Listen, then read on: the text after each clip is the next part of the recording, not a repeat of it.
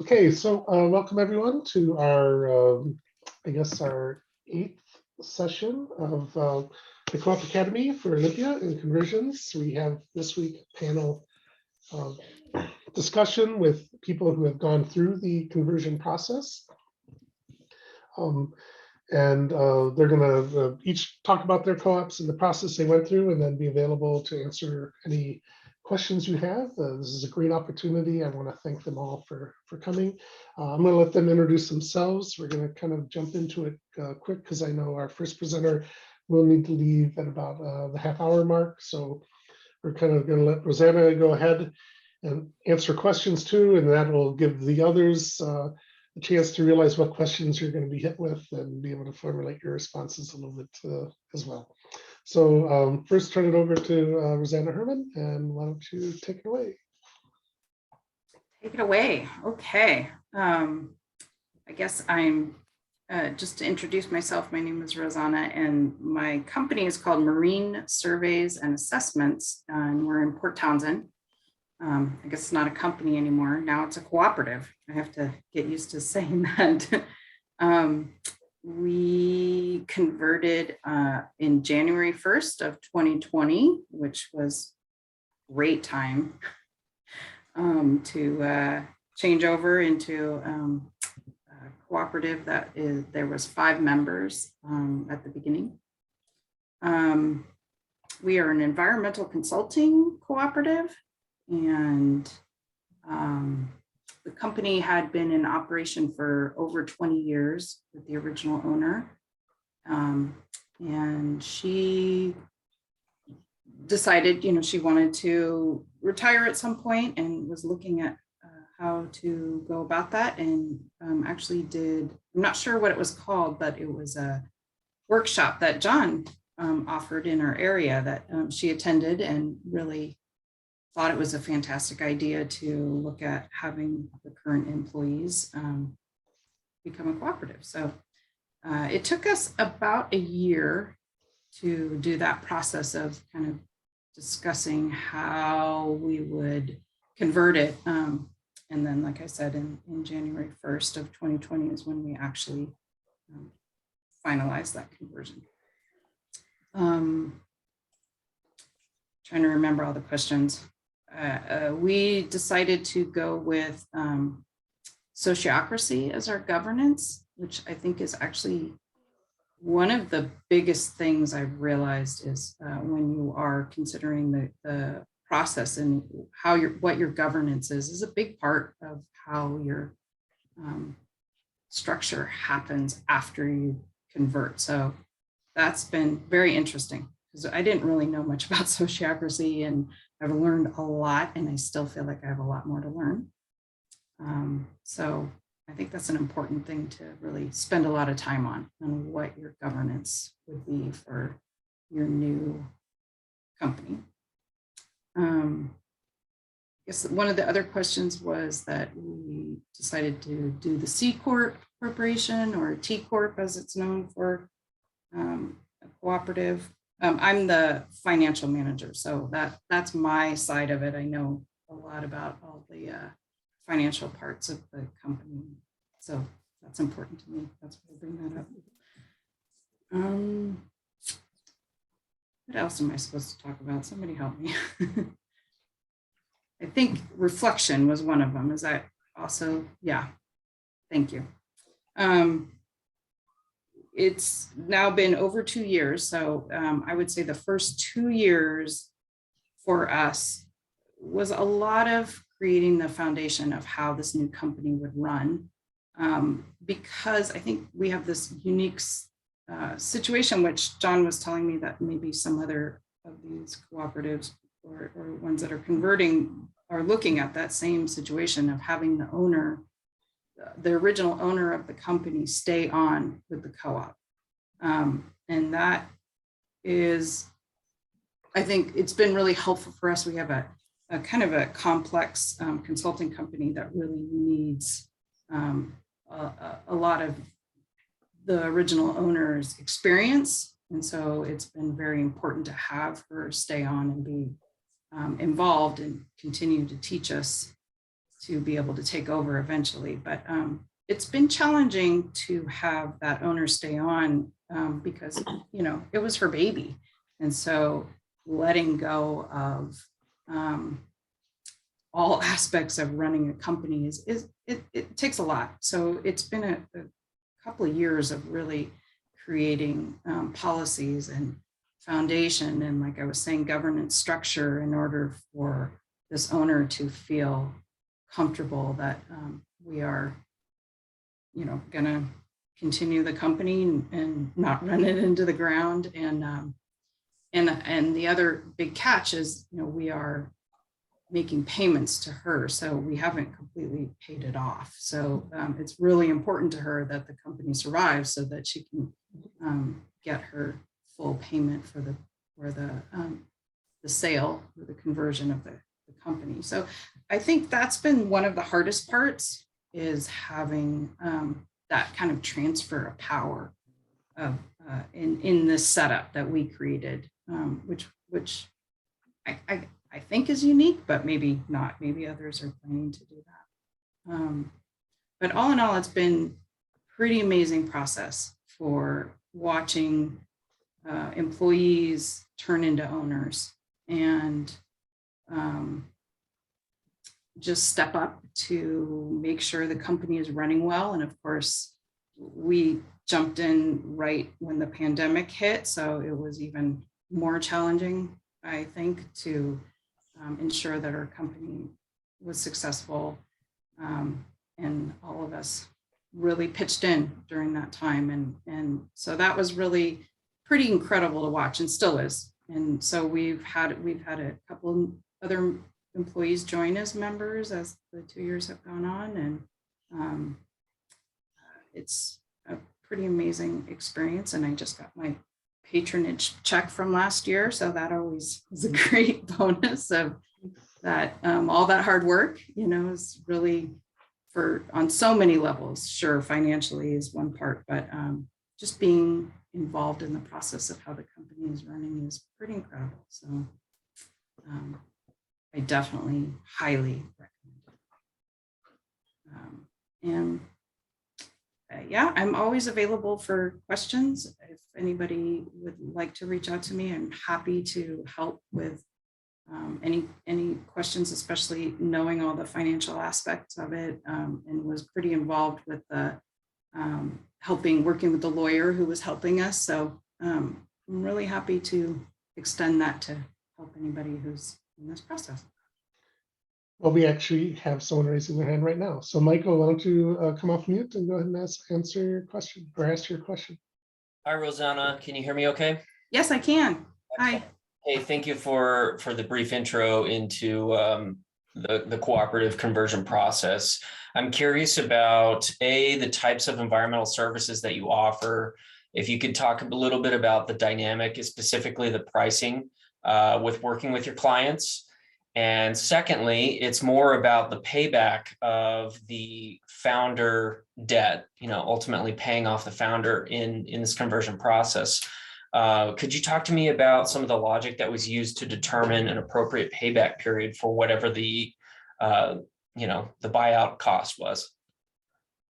Sure.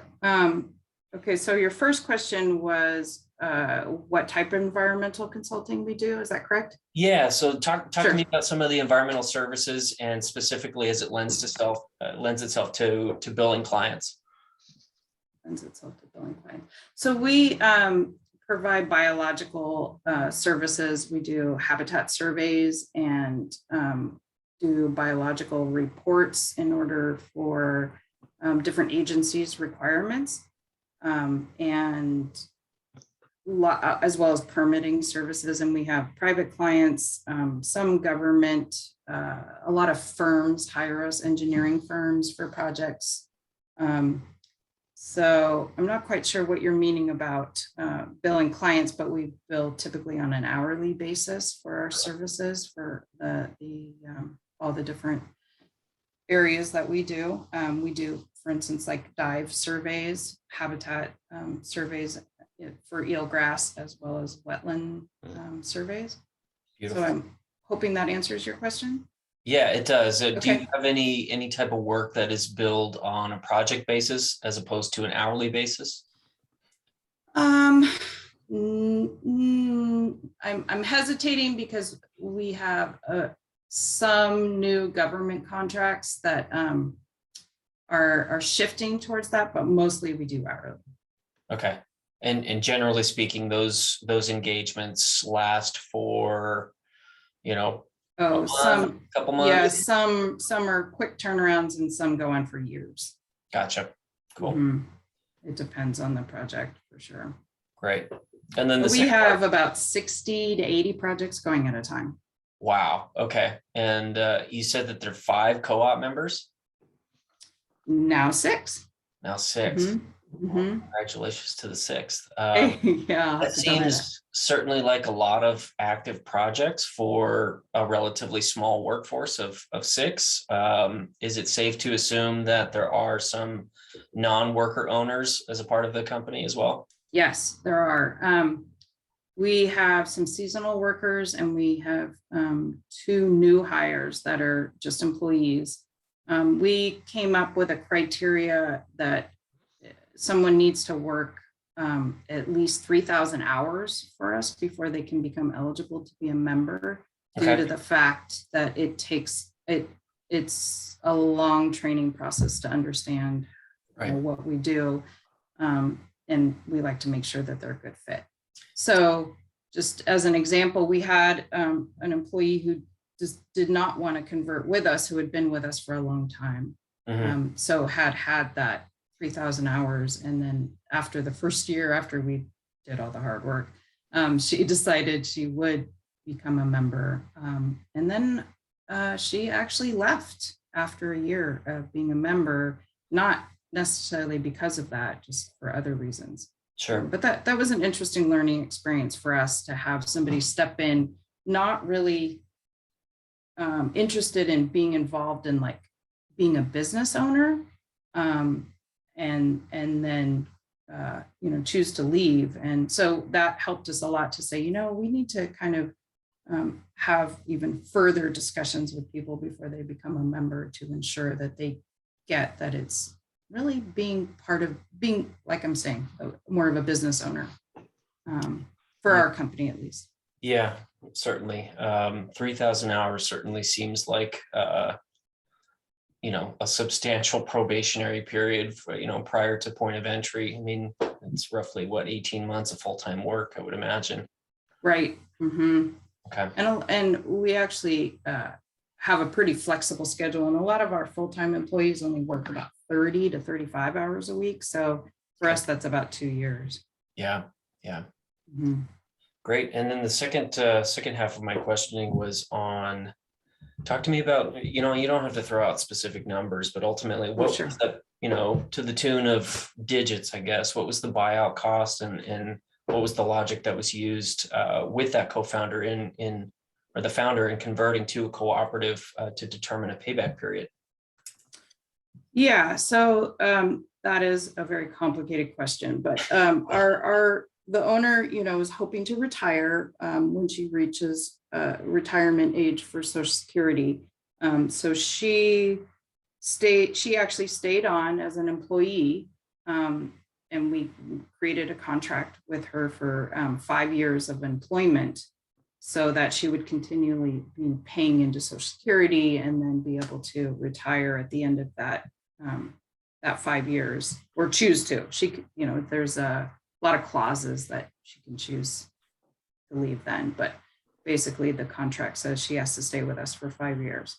And so part of the buyout was actually that salary that we decided on with her. Why do I have that number in my head? I know it's $35,000 a year for 5 years. So I guess you could do that math quickly. So the rest, and so she had the business evaluated. John, you helped us with that, and I don't remember who that person was that helped us, but I'm sure John knows. And it was Wes from South Sound Brokers. Mhm. And so she had it evaluated. It came in under what she wanted. I don't remember all the details of that, but it wasn't a lot under. But she always kind of had in her mind that she wanted 500,000, somewhere in there, for the sale of the company, Mhm. very based on how much the company would net each, or gross each year. And so we made a bunch of adjustments. Like I was saying, part of it is being paid in a salary, and the rest is being paid is basically an owner loan. Yep. That we signed documents that she agreed to, and we are allowed to pay off some of it in that 5 years, and then at the end of the 5 years, we're supposed to pay off the remaining amount. Gotcha. Does that answer at least? Okay. Yeah, no, that's helpful. We're in a little bit of a similar situation with regards to valuation, and it brings in question a multiplier ultimately of determining what this company is worth. Yes. Evaluation is certainly helpful, yet I don't believe that it's truly reflective of the true worth. You know, there is some intrinsic value that we're also trying to calculate in that.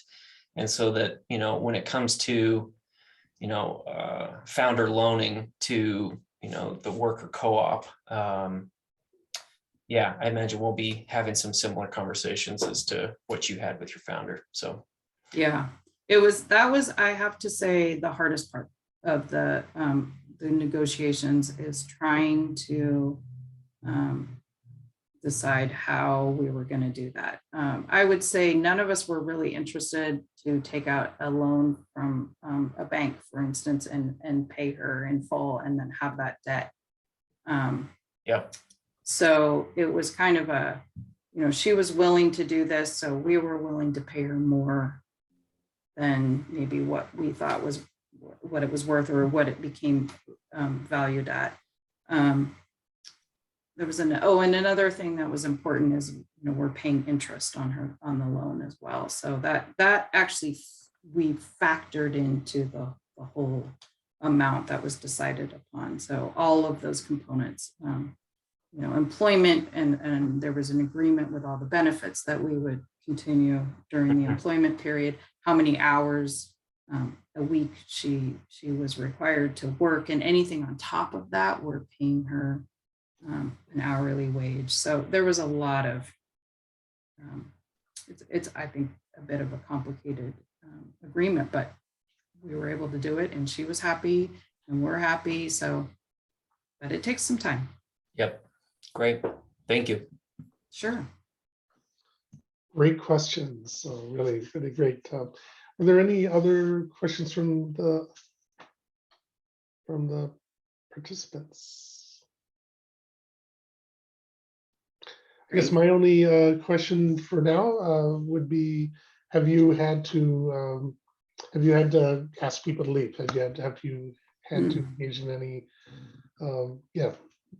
discipline in that sense as a co-op, and how did that work? I mean, obviously it's kind of a new experience for people when they move into the ownership position.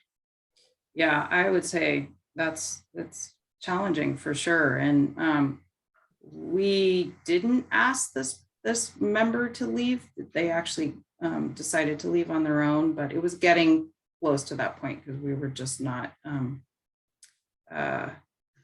working well together. And I think there's a lot of reasons of why that has nothing to do with the co-op. So, but we haven't yet.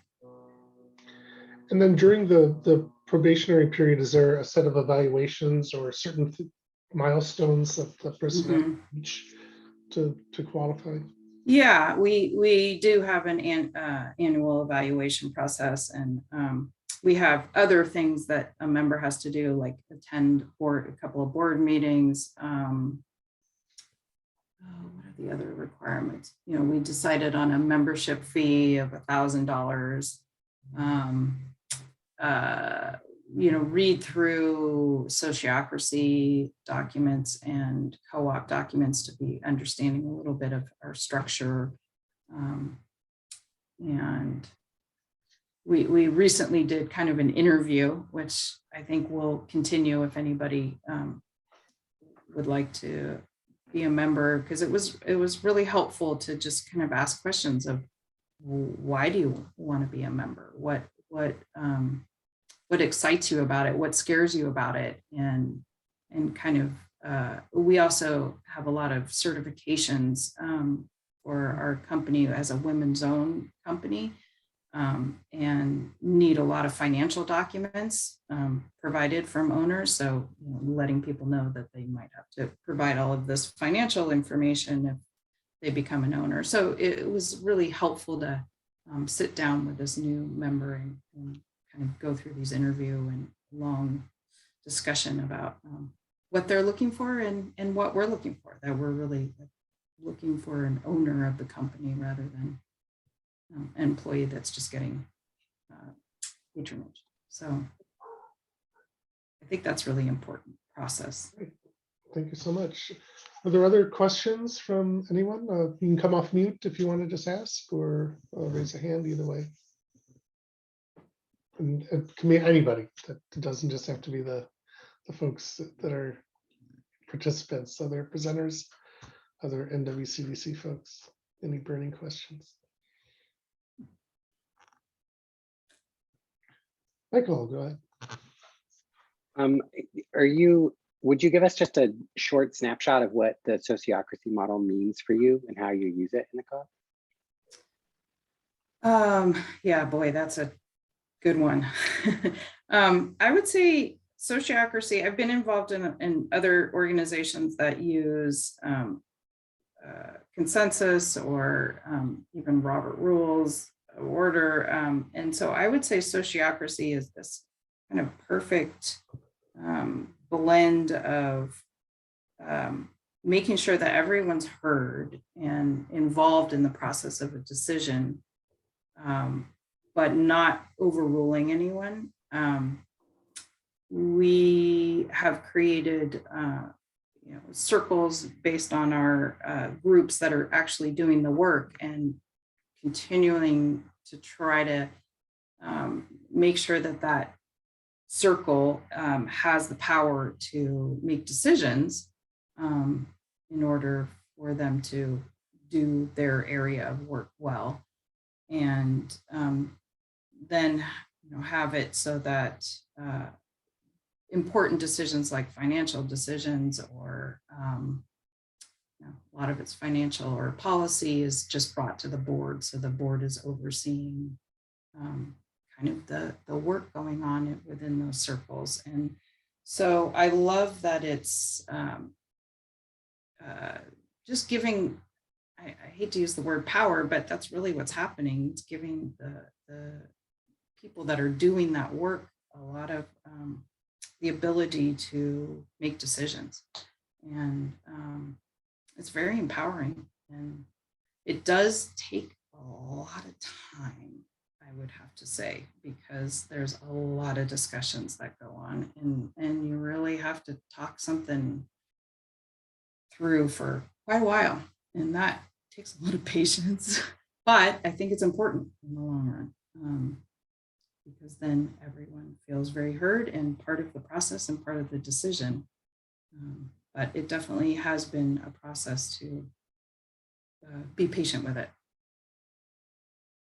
I hope that was okay. Thank you. Sure. Thanks.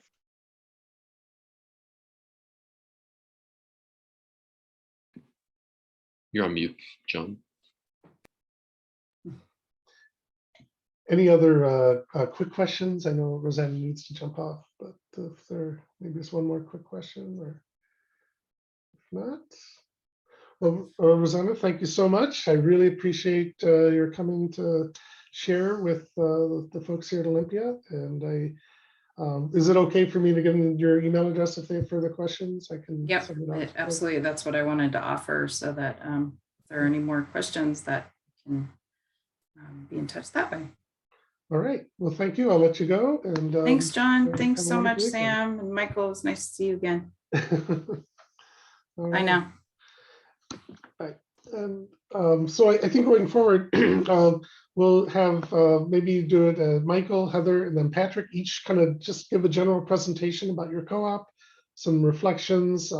Obviously, you may have heard, definitely, talk about things like the membership fee and probation and maybe but also just things about what you know now. If you knew then, how would you change things? And so and then we'll open it up to general questions and make it more of a panel focus. So let's start with Michael, and then after Michael, Heather, and then Patrick. Okay, I'll keep it short. Hopefully, We'll be plenty of time. So okay, cool. All right, never mind. Well, so I've been through 2 conversions directly, but also in our work, I think, I've been around for a lot of them. But at the Business Services Co-op, we're a small worker co-op. When we converted, I was the founder of the company, just a small bookkeeping company, just myself. And we converted to a worker co-op from a single member LLC. And we had 3 members when we converted with the NWCDC's help in 2018. We primarily work with other cooperatives. We do accounting and basic financial advisory services, a lot more full service. So we work pretty directly with our clients, and often there's a lot of depth to it. We chose, because the first conversion I was in was a breakfast restaurant that we did purchase from the owner and did I can talk more about that, the owner buyout and all that back in 2013, which is a very different time for pricing businesses. It was a lot cheaper and a lot easier to get, I think, good terms with an owner carrier contract than it is now. But we went full collective, like flat hierarchy. So with Business Services Co-op, and there was only 3 people, we went, kind of traditional structure, board, and then officers, and then we had a practice manager and blah blah blah. The conversion took about a year, but mostly it's just trying to figure out bylaws and just doing the basic stuff. I don't think we really did a good job of really fleshing everything out. We focused a lot of time on operations too, because we were so new. I think if you have a business that already runs, for 5 to 10 to 20 years, you spend all your time doing the co-op part, but we were still building the business as it was. So I think we didn't spend enough time on, all the things you would do, I think, with a more mature business in the conversion process. The biggest challenge was, we got a valuation. It only been around for a year. And I think the other people joining the co-op weren't very excited about having to pay anything as they were becoming part of it, which I think is, and me being still at the co-op, we just kind of waived it and said, whatever. We had talked about maybe having it some kind of equity stake, but didn't do anything with it in the end. Reflections and lesson learned. I think I just really want to echo what Rosanna said, like how important the ownership and governance structure you choose is going to be. And like really considering, with the NWCDC's help and experience and, knowledge of like what really is the best fit for your co-op and for your co-op's future, not just for now, but for its future. I think that, the Business Service Co-op we've really scaled it back. We're only 2 members now. And the other member, my partner, she is got another full-time job. So it's just me at the moment, and we're kind of scaling it back, and I'm actually going to have another full-time job. So I'm actually, and I've actually just started to toy with the idea of trying to convert it again, but into a multi-stakeholder co-op with the clients, the co-op clients as members as well, to try and build it out. But I think that choosing, because it's such a niche, you know, having so many few people and somewhat skilled work that requires education and stuff.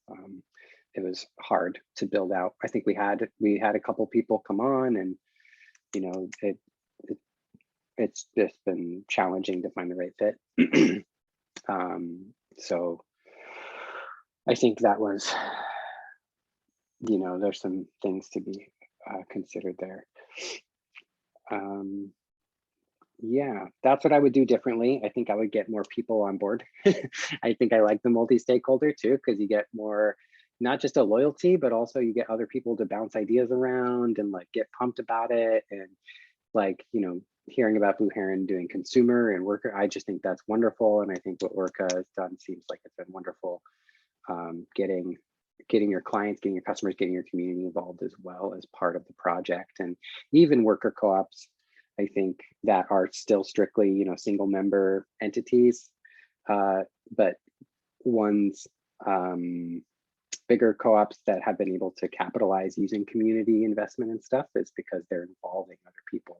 And when you reach out and involve them in some way, I feel like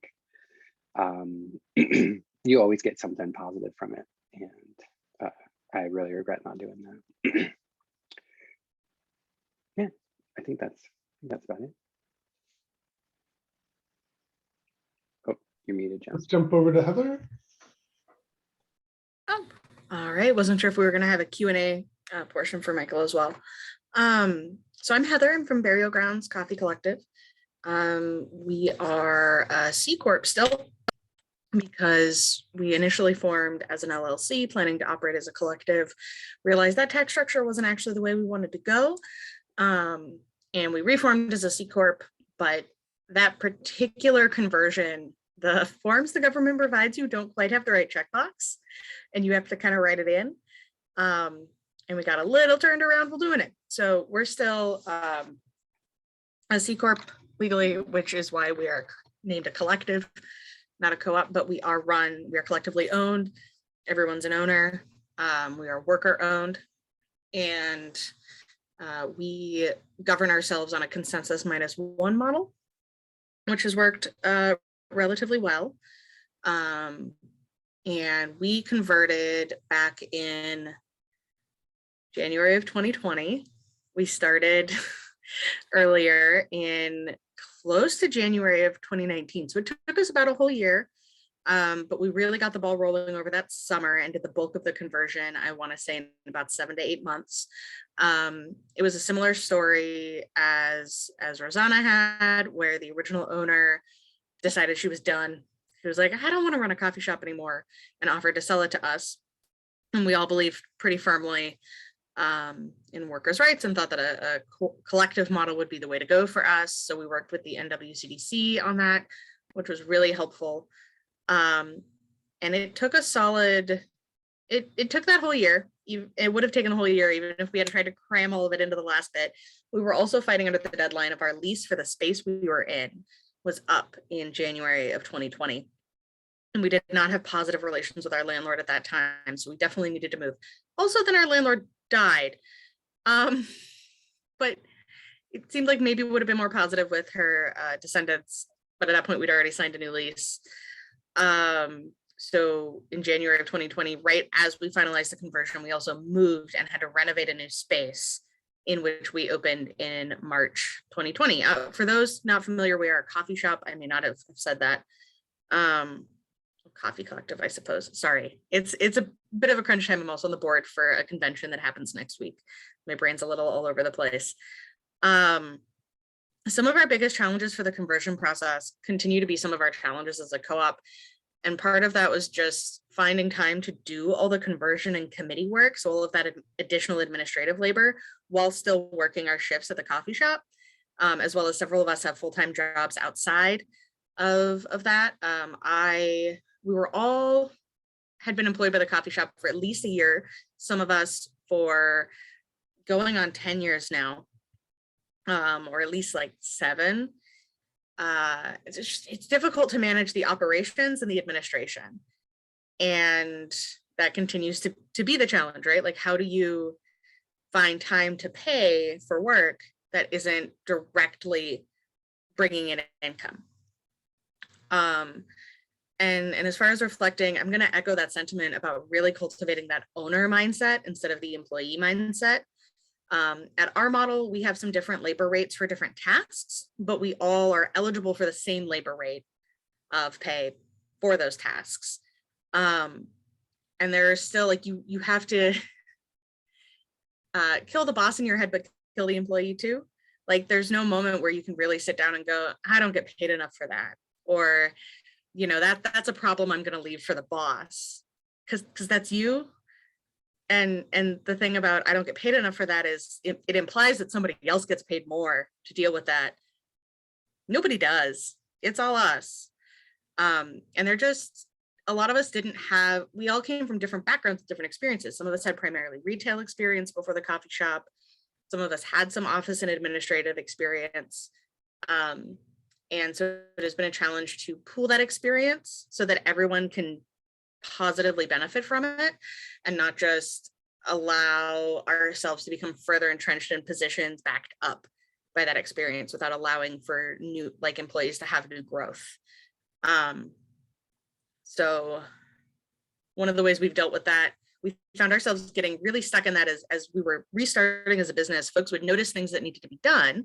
We'd been pretty horizontally managed beforehand, but there's still tasks that need to be taken over that the owner was handling before. Some of those were obvious. Some of those were brand new to us. None of us had ever really dealt with the city for business permits or that sort of thing before. If we'd had a little more time for the conversion process, I think having everyone go through some small business seminars would have been really helpful. A fair amount of those are actually provided by the state. Just familiarize ourselves with some more of those governmental expectations as far as administrative work. Because once you understand the framework, it's easier to ask for help, even when you're doing it the first time, right? Because then you know what kind of questions to ask. And that's been a challenge to continue doing as we're rolling and actively administering the business. I think it would have been easier during the conversion process to take a little bit longer and incorporate that additional education. And we have a chore wheel. As much as that, sounds a little, sorry, I'm in the break room. But we found that folks with different backgrounds and different experiences would notice different odds and ends around the shop that needed to be done. And then they would end up having to take them on and assume responsibility. And it was weighting the work in these really uneven ways. And so now all of our meetings start with, we check in about the chore wheel. So at any time anybody can add something to the chore wheel, be like, hey, here's a thing I found that needs to be done at about this often. And here's about how often it needs to be done. I'm comfortable doing it for the next couple of weeks, but after that, I need somebody else to take this off my plate, that sort of thing. So there's a duration to how long you accept the task. And these really are often a bunch of odds and ends, but sometimes they're revolving processes, but that only need to be done by one person at a time. And there's 4 folks with a skill. So they just regularly rotate through those 4 folks. But that way everybody's aware of the scope, and nobody feels automatically stuck in anything just because they noticed that it needed to be done.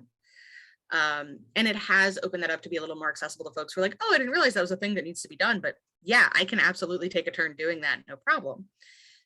And so that's what we start every meeting off with is chore wheel, then we check in about everybody's schedule. And then we get to move forward with the things that require a lot more discussion. Sorry, I sort of bounce back and forth between all the questions. But I think that's as far as adding new members to the co-op, we do have a 3-month probationary period. So all of our members are worker owners. I think I might, if I were doing this again, I might revisit that structure and allow for there to be a non-owner position for folks who want to work for a shorter period of time and not quite have the same level of responsibility. But right now, the only way to do that is the first 3 months after you're hired, you're not an owner yet. It's a probationary period. We do have a $300 buy-in, so that is supposed to get deducted from your paycheck if you remember to tell our bookkeeper to do that. And that becomes your buy-in, which you get back as soon as you leave. And at the end of the 3-month probationary period, we hold an interview and where we determine, are they still a good fit and do they think we're a good fit for them? And so far we've hired one new person and it worked really well. And I think one of our favorite parts about taking ownership and being this collective was getting to take ownership over the hiring process, which had previously been a little chaotic, and really getting to filter for what we're looking for. So we did a combination of a talking interview where we asked questions about, like, why do you want to be an owner in a workers collective? Why, that sort of thing. But we also did a little practical where we taught them how to pull a shot, because we really wanted an espresso shot, because we wanted to see how they learned as well as how they received critical feedback, because we are still very much a work in progress. And the ability to receive and as well as give honest critical feedback is really important to that growth process and to our continued success. So we incorporated that into our hiring process. And I think it worked really well. The person we hired is doing a fabulous job and is still with us. And yeah, that was, I think, our favorite part as owners. I think I'm done. Sorry, I can get a little long-winded. That's okay. This place have plenty of time. And then we'll go to Patrick, and then I'll set up the panel, and we will open it up for questions. So Patrick with Working Systems. All right. Well, thanks, John. Yeah, my name is Patrick. I'm with Working Systems Cooperative. We are a smallish software company. We make software for labor unions, membership, organization, dues accounting, hiring hall, job dispatch kind of stuff, apprentice program coordination, exclusively labor unions. We are ourselves unionized. We're members of CWA, Communications Workers of America 7804. That presented some interesting challenges in our conversion process, which I'll kind of get to later. So Working Systems, it's a company that's been around for about 25 years or so. I've been here for about 15 of those 25. We converted to a cooperative about 3 years back. It was July 2019, I believe, when our original owners were kind of looking to retire and reduce their hours. Rosanna earlier brought up an interesting point about kind of bringing in in their case, the single previous owner. One of the original two owners actually ended up becoming a member of the cooperative, still does some work for us occasionally, although he's largely retired, very enthusiastic about the whole process, and really helpful going through. Let's see. So we're a custom software company. Labor union software is a pretty niche market. There's not a whole lot of us out there. A lot of unions use kind of homegrown stuff that they get some one of their members to make or something. So we're one of not so many providers who do that. About 85% of our revenue comes from like direct hourly billings for service. So that has its pluses and minuses. In terms of the co-op conversion, in some ways it was kind of nice because we didn't have huge capital requirements. Operating expenses are kind of where most of our money is going. And let's see. So as far as our governance, pretty straightforward. We've got about 20 people. Pretty standard structure, 6-month probationary period, at which time membership is required. We set that up to kind of match the 6-month probationary period with our bargaining unit as well. Could lead to some pretty awkward situations if we were determining those kinds of memberships at different times. So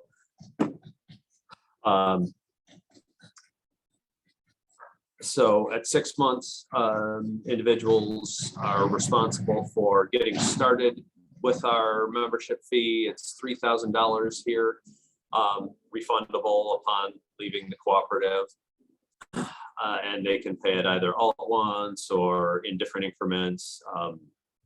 I think the slowest that we offer is $100 per pay period, and we have 2 pay periods per month. So that would be a little bit more than a year. Once a member has paid in half of that fee, they're eligible to vote. And from day one, even before they're actually a member, they're eligible to participate in or attend meetings anyway. So let's see here. Yeah, we make we have a board of directors, and we make the decisions mostly collectively. We do have a general manager for kind of day-to-day operations that handle certain things that aren't reserved to the membership in our bylaws, but otherwise we handle that pretty collectively. As far as our conversion process and some of the biggest challenges, I would say there were a couple of things that we spent a lot of time working on during that process. Number one was financing, and a lot of that had to do with kind of our history as a business. We had our 2 owners who kind of maintained the ship, and we're responsible for all the finances. We weren't always the most stable in terms of cash flow and things, and so there were times when they maintained a line of credit, and they had to draw that down sometimes and pay it off, and that was fluctuating a lot. And they were really open about that with the employees there. But it was something that, as potential business owners, I think a lot of people were pretty nervous about. It was, our initial searches in terms of finding financing were mostly requiring everyone who was going to be part of the cooperative to, basically be, on the lien for any financing. And that was, considering the sort of fluctuating history of our country, that was something that was not incredibly appealing to a lot of people, and so John and the NWCDC ultimately hooked us up with Shared Capital, who were able to kind of alleviate a lot of those concerns for us. We didn't end up with some of the prior owner financing, so the owners that we purchased the business from loaned us a certain amount of that money. That was very helpful. I'm not sure where we would have gone if we had to go from a traditional bank and everyone had to sign and have that liability. The other issue was just valuing the business and coming to terms on purchase agreement with the prior owners. A couple of our previous speakers have kind of mentioned that as well. I think they didn't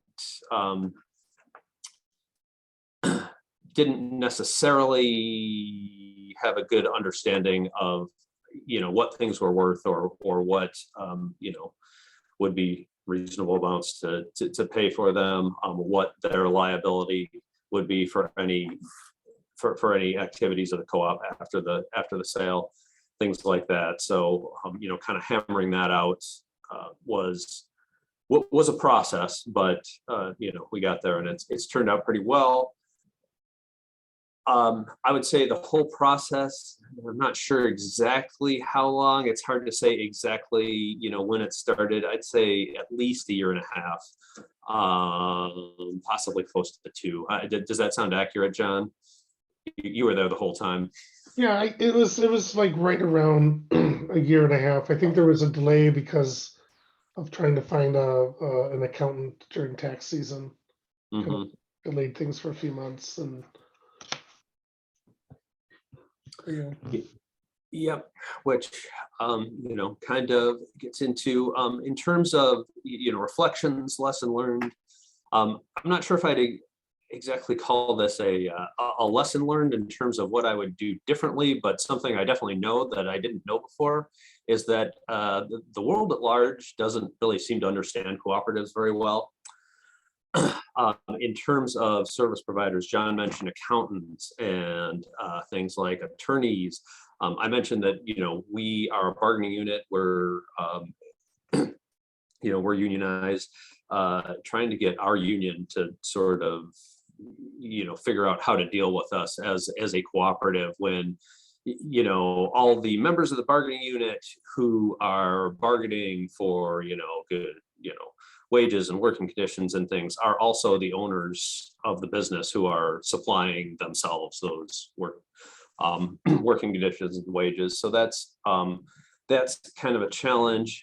Even things like, personal income taxes, dealing with patronage on that. It's really hard to find answers on that, even from accounting professionals who specialize in cooperatives. It's not always very easy. So that is, that's one thing I would say in terms of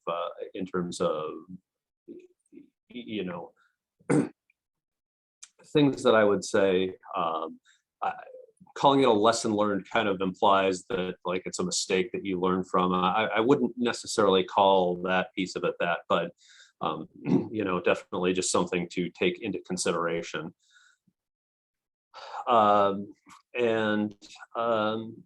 Yeah, I mean, in terms of I guess one of the other things is, the conversion process is pretty overwhelming, especially when you're trying to work your regular full-time job and do all your regular stuff because business doesn't stop. And you're already overloaded before you start, and then you're trying to convert your business to a cooperative at the same time. Our owners were very generous in terms of seeing that we got paid for for the work that we did on that. So that was that was a positive thing. But trying to find the time to do everything. I guess kind of the four of the big things that we sort of had to take care of in our conversion process, I would say were, funding, drafting our bylaws and getting that squared away, and associated, paperwork, articles of incorporation and things like that. Some strategic planning and mission, vision, and values. And the first two items, the funding and the bylaws, were absolutely critical. And we ended up, getting that squared away very well. Also, great help from John and the NWCDC on those things. Strategic planning is something that we're still working on. COVID kind of slowed us down with that respect. And I think a lot of the tools that the NWCDC uses kind of relied on in-person retreats and things like that to help us along with that.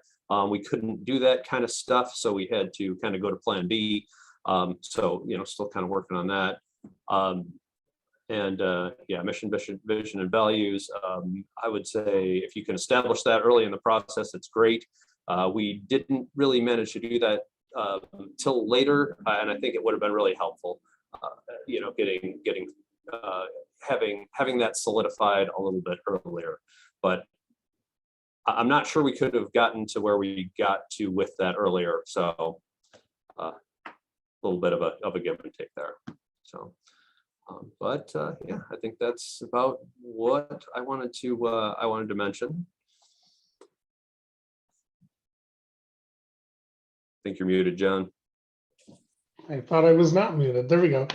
Yeah, I'll send everyone up here in the panel here in a second. And I just want to kind of riff on that. I mean, conversions are in some ways easier than startups because you have an existing business, but at the same time, you're also trying to work while you're running a business. And so it's, basically, as they say, fixing the plane while you're flying.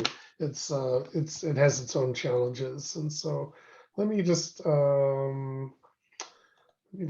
pin everyone here that are presenters. And if anyone wants to go ahead and come off mute and ask a question, please do. Please either raise your hand or just come off mute.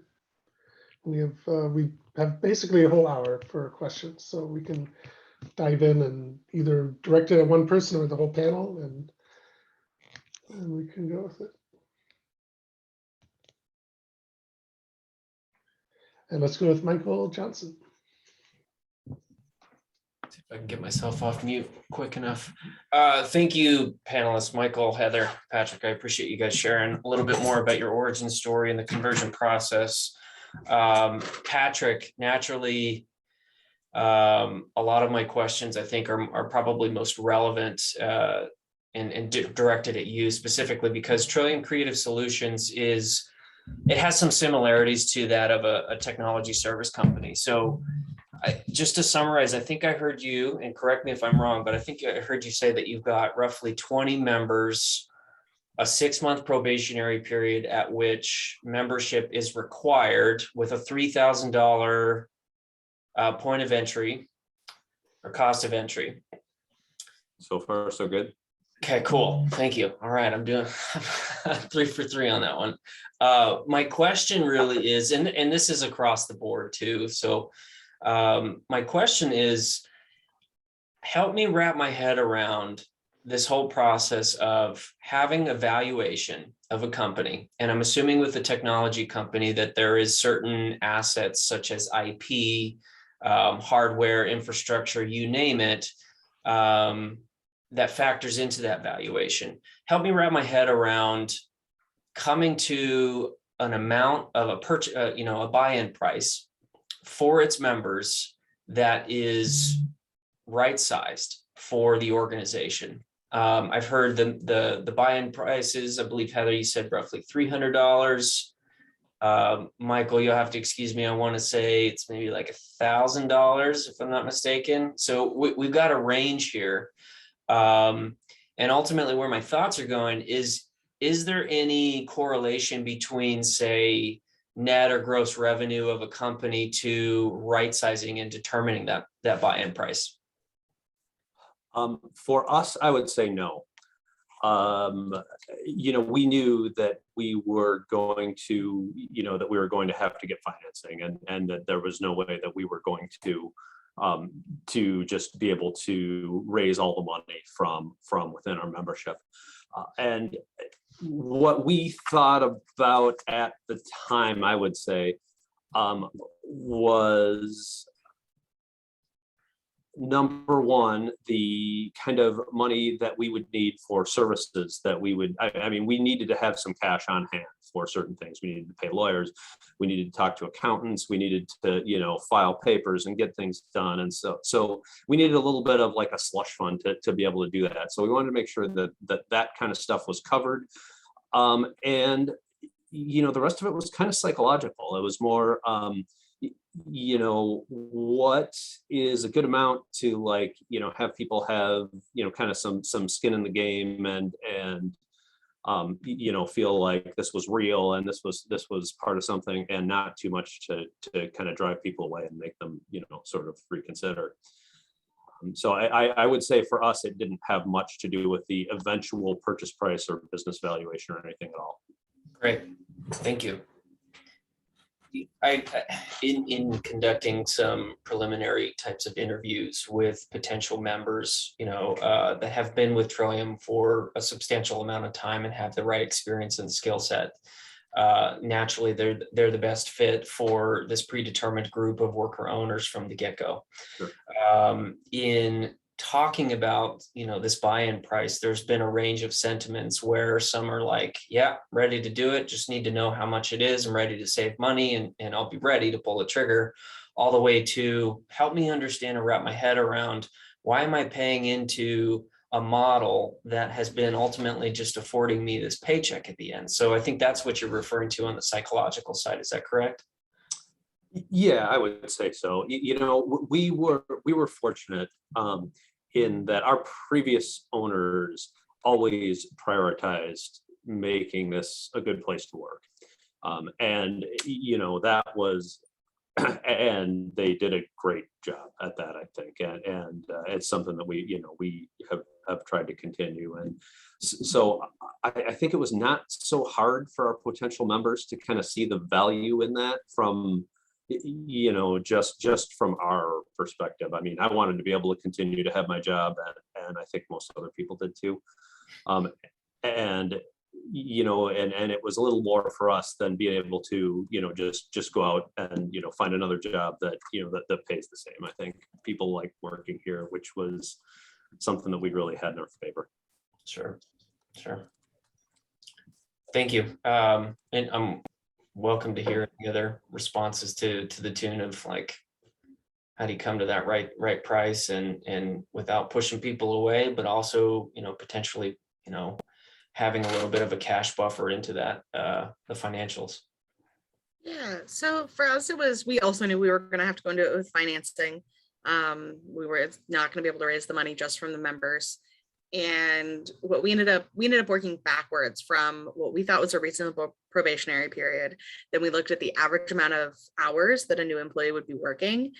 And we determined what we felt would be a reasonable deduction from their paycheck during that time. So we didn't want to make it a hardship and have them be working for an insufficient amount of money, but we did want to make it noticeable. And I think what we landed on is something like $50 a paycheck, which you notice that, but you can deal with that. Sure. And we just wanted to make sure that it was still accessible, especially because getting into a coffee shop, a lot of the times your employees are younger or folks who are going to school, that sort of thing. And that was just really where we put that. And if they don't make it into the co-op, like at the end of the probationary period, it doesn't work out, we give them the $300 back. So it really had more to do with just like making them have some skin in the game as a commitment rather than a financial buffer for the business itself. Sure. That's great. Michael, anything to add? Otherwise, I'll jump over to my second and final question. So you're on mute if you're talking. I thought the space bar works. Guess it doesn't work like this. I would just add that I also was part of a co-op that raised the membership to a higher amount too, because I think depending on your industry, I think like Patrick said, and you know, and like Heather points out, there's a logistic piece and a psychological piece, but there's also the capitalization piece. And also if it's a profitable company and fairly profitable company, you do want to have people paying in a good amount to be part of that and to honor not just the founders, but you know, the people who went through the conversion process. And also weeding people out sometimes is not a bad idea. You know, in terms of like, if they don't really want to be that, if they don't want to have risk capital involved, they don't want to, I mean, you want to make sure it's affordable or there's a payment plan or what have you, but you want to make sure that they actually want to invest in, you know. Right. Well. Right. By choice and not by force or influence. Yeah, of course. I hear you. Well, thank you. My second question, just to give you a little context, allow me to just spout off some real life factual information about Trillium. And I'd like to ask you a question about how each of your co-ops handle any types of seasonality with regards to revenue. So specifically, Trillium Creative Solutions has anywhere from 12 to 20 employees at any one time. We have full-time employees that are dedicated to the company that do both client-facing work as well as administrative work. And then we have part-time work as well as contingent staffers, 1099 contractors. Our business is in learning and development. So we are on a project basis schedule with our clients, primarily in technology. And what we ultimately aim to do is make training, corporate training oftentimes, not suck. And so we're on the leading edge of learning theories and making corporate trainings essentially map to, higher performance of employees within an organization or a company. One of the struggles that we have is that there is some seasonality to the revenue of our business, quarter over quarter and year over year. So in down times, it really forces our leadership to really think about, okay, how do we right size from a resource management and a staffing perspective, which, is not the best way to, it's a tough situation at times.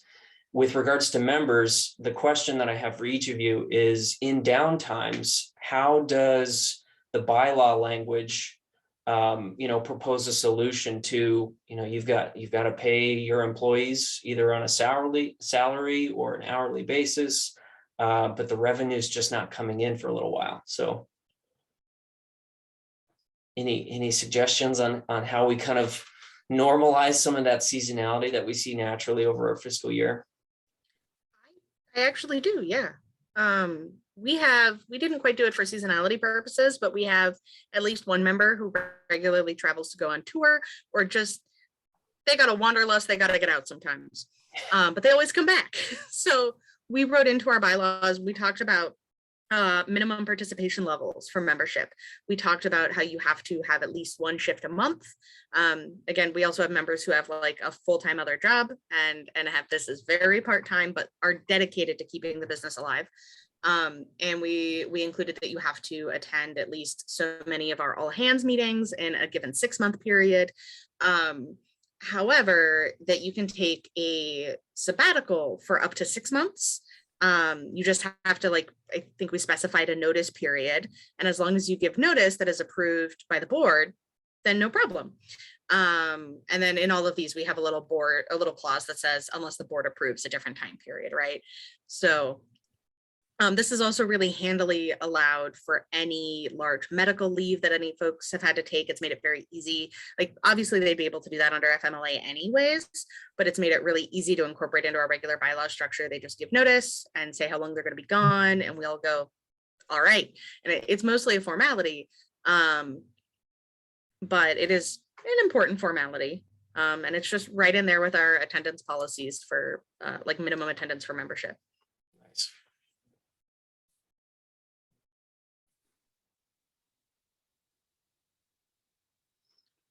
Okay, go ahead, Michael, just jump in. Oh, I was really just testing my microphone with the space bar. I got it to work. I closed out the chat. But actually, really, I just wish that I know of another conversion that's happening that they have 3 stores. They're a seasonal retail business. And I know they have plans to handle this as well. And so I'm really curious to see, Patrick, what you have to say. But I think this is really important. And I think that maybe the perspective you're coming at it from, which makes sense, is like the capital centric business world that thinks about businesses in this way, where you couldn't possibly have people being paid while they're not working or whatever. Mm-hmm. And that it may take some creative solutions, some out of the box solutions to think about, how to keep those people, if not employed, having some kind of, stipend or whatever, or moving them around, or, can you afford it? Can you actually afford to pay people when they're not working? Or can you change the business model so it's less seasonal? Those are questions that come to mind. Cool.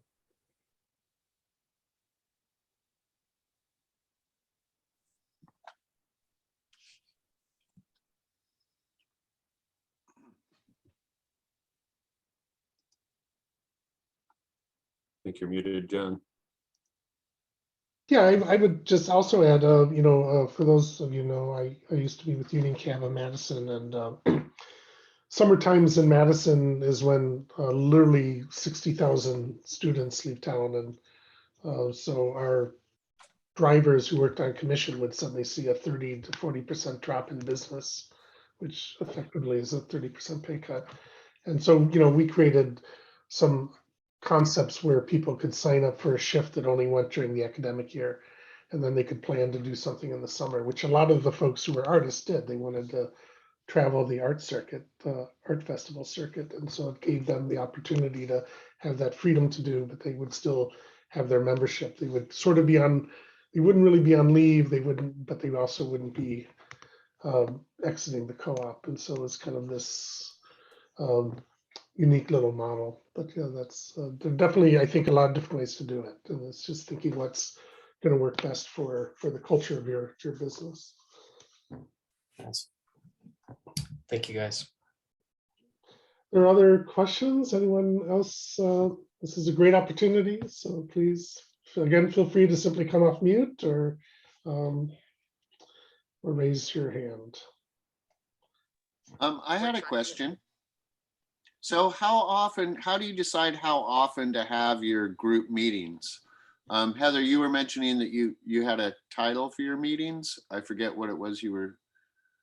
Oh, yeah, we call them all hands. So we Yeah, all differentiated in our hands meetings. policies. So, and that's basically everybody getting together rather than different management teams or circles or what Yep. have you. And how do you Yeah. decide or what brought you to the decision of how often you need to do that?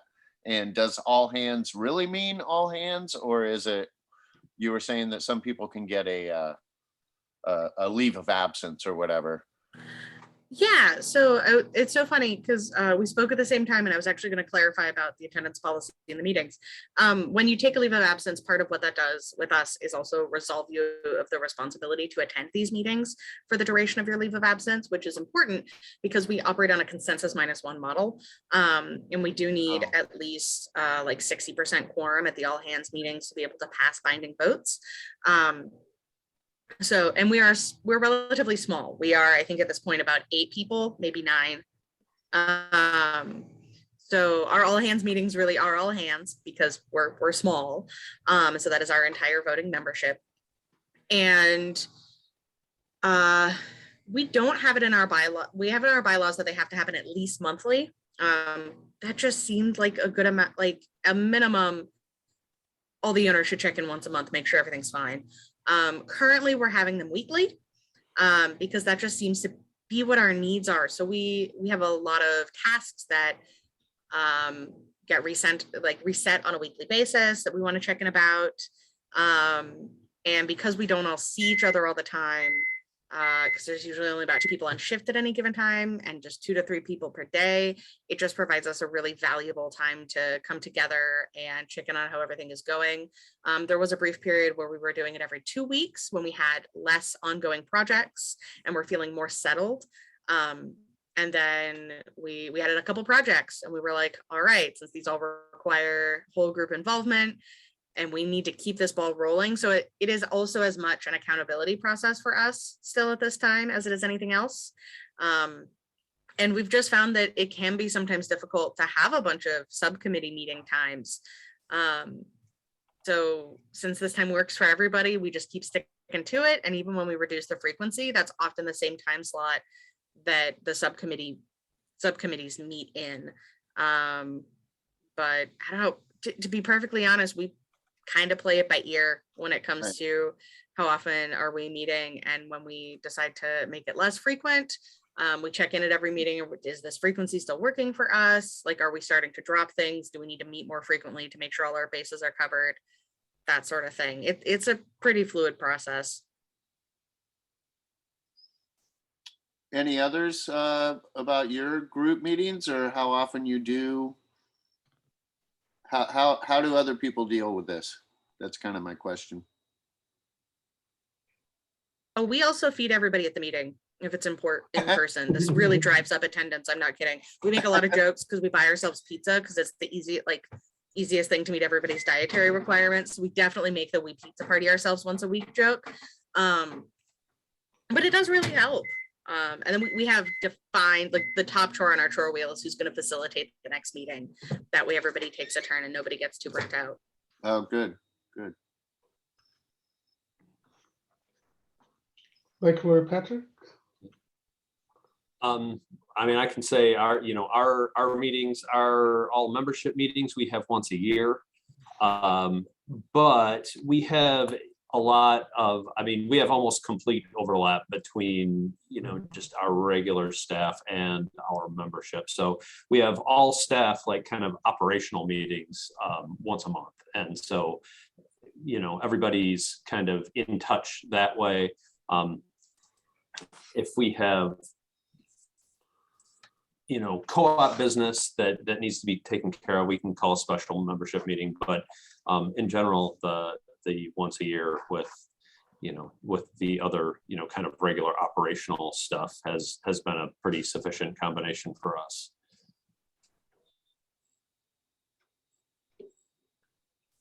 And how do you determine the length of meetings? Do you usually do like a set amount of time so everybody doesn't get brain dead? Or I've definitely had some people talking about the Zoom thing being like, it's a little long if it goes past, 45 minutes to an hour. How do you make sure that it's the most productive thing, or is it open-ended depending on what tasks you have to approach? Or do you basically carve out the time? It's a 2-hour meeting, and if you get done in an hour, great, everybody goes home early. Or how do you? For us, I mean, and this really applies to, pretty much any meetings that we have, we try to designate an amount of time, that's required to cover the material at hand. And, if it looks like we're going to go over, we, vote on whether we're going to extend it or table it to another time. Most of our meetings don't go longer than an hour. Our annual membership meeting, we allot usually, I think, 2 hours for, and sometimes that's not enough. So we've voted to extend that, or voted to have a second session, things like that. But yeah, we do something similar. We allot a time. Ours are usually about an hour and a half because we're chatty folks who've known each other for too long. And we designate, the part of the facilitator's role is that they keep shit moving. And it's their job to rein folks in if they get off topic. We do have a preset agenda that has standing agenda items we cover every meeting, as well as the facilitator a day or two before the meeting posts in our work chat about the upcoming meeting and asks for any new business or reminders of any follow-up business that folks think are important to have on that meeting agenda. So anything outside the general standing items. So we have a solid agenda generally by the time we get into the meeting, and then we just try to power our way through it. They occasionally run longer. We don't usually stop to vote, but we will occasionally stop and be like check ourselves, be like, do we really need to get into the weeds about this? Because time check. And then if we get done early, yeah, we just call it a day and go home. Cool. Thank you. Great. Other questions? Anyone else before? Okay, well, one question I asked Rosanna is also putting out there. How do you handle accountability and discipline within the group? And have you had to ask people to leave, and what did that process look like? And I guess let's start with Patrick, since you have the unique aspect of having a collective bargaining agreement. And how does that play in as well with the worker ownership and angle? yeah, so I would say that our collective bargaining unit almost entirely determines how we handle that. We've got specific guidelines in our collective bargaining agreement about discipline and about things like performance improvement plans before dismissing a person. It's not something that comes up very much for us. We've been fortunate to, I guess, make either really good or really bad hiring decisions that we were able to realize weren't going to work out before the 6-month probationary period comes up. In that case, it's fairly straightforward. Our management team and general manager kind of decide on that. And yeah, once they're past the 6-month probationary period, it's really governed by our collective bargaining unit, and it doesn't come up very much. Yeah, then that's something something I think you mentioned is sometimes the best discipline system is to actually have a really good hiring system, so that you don't really have to use your disciplinary system. But I want to just check that the general manager is a member of the co-op, but they're not a member of the labor union. Is that right? That's correct, yes. So they have their own contract that they work under, or are they non-contractual? So it's so really interesting. All right, let's jump over to Heather and we'll give Michael a chance to. This is one of the areas in which we have some room for improvement. It also doesn't come up super often, but ours, we have a process for like employee grievances, which so far is how the discipline system works out, because we don't have a general manager. But it is something we are actively in talks about how to firm up, because everyone has different comfort levels with confrontation. So you end up repeating certain behavioral patterns because maybe somebody doesn't feel comfortable speaking up. So we're working on a more formal, less like personal process, but right now it's the same as our personal grievance process, where you reach out and talk to the person about what's going on. If you don't feel comfortable doing that yourself, you can ask to have a mediator present. And if that doesn't work, it can get brought up to the board. And the board is also everybody at the moment, because we are so small. So the board of directors is everybody. And mostly we just try to really approach things with compassion. So instead of like for example, there was a while back where somebody's clothes was very poor. They left multiple things undone. They left one of the shop cards just sitting out on a desk. Like it was really uncharacteristically poor work. And so we approached it from a perspective of like, are you okay? This is not the normal work quality that you do. Is something wrong? Do you need help? And it turned out their schedule had changed pretty drastically. And it was really affecting their overall life quality. And so we were able to get that adjusted back to where it needed to be from them or for them to help prevent that burnout, and the work quality has improved. So we just always try to approach it as part of a mutual solution rather than a punitive process. And that has worked pretty well. But again, we do need a slightly more formal process for addressing that sort of thing that is a little less dependent on somebody's personal willingness to have that conversation. And Michael, I don't know if you have anything to add or any tips you might offer from either of your conversion processes. Yeah, and just to be clear, I could hear you all. I was just moving around dealing with the dogs, but I have my headphones in. I'm listening. Yeah, I think speaking from what I think the best process, the construction co-op, we came up with actually a really good performance appraisal and separate from grievance. I was actually just looking up being like, how exactly did that work again? This whole thing where, you know, yeah, it's graduated, where it actually starts with documenting things, you bring it up with someone. And really, I found it's helpful to keep it, one, a policy that's passed by, you know, as greater a body as you can get. And two, let the policy dictate, and don't involve everyone from the start or even in through the process. Like have designated groups or people that are part of it, and you got to keep it, you know, not personal. You got to keep it about, is it actually there? Are they, you can say, hey, you're a really great person, like you're not fulfilling these parts of your job. And I think that was some of the best experiences that we've had. And I'll tell you, because I was in charge of involving, you know, their direct supervisors and also the people in it, but every time either folks are like, no, I'm going to work this out, these are the expectations you've laid out, I can meet them, or they're like, you know, I've just been reevaluating and this isn't a good fit considering these are, you know, what's going on. So that's some of the best separations I've seen so far, is like a real intentional and a process that takes into account you know, the challenges people are having, but also being very clear about your expectations and when they're not needed. Yeah. Well, thanks.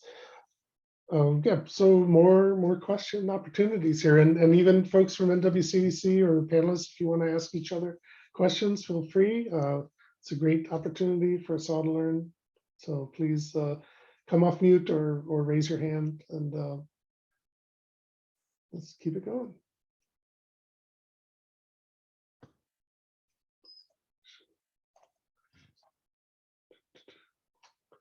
Well, Michael, I'd be really interested to see like any documentation about that process that you have that you could share. That is, like I said, that's something we're actively working on right now. But most of us come from backgrounds where that sort of performance review or documentation process was so aggressively hierarchical that we've been struggling to adapt it to our more horizontal structure. And so any material we can use as a reference point would be appreciated. Yeah, I think the ICA group has a template that we just used. And there's Okay. also something that Dawi did, but I think that was more about evaluations using equal exchanges process or something. But I can send John, you know what I'm talking about? I'm not sure. I'd have to look for it. Okay, well, I can send them out too. I can send them together. Thank you so much. Yeah, of course. Other questions? Otherwise, we're at 12:30 and it's turning out to be the nicest day of the year so far. So I'm happy to let you all go. But do a last call. Any last questions or thoughts or any words of encouragement from the panelists to the folks going through the conversion right now as a wrap up today? Hey, John. Yep.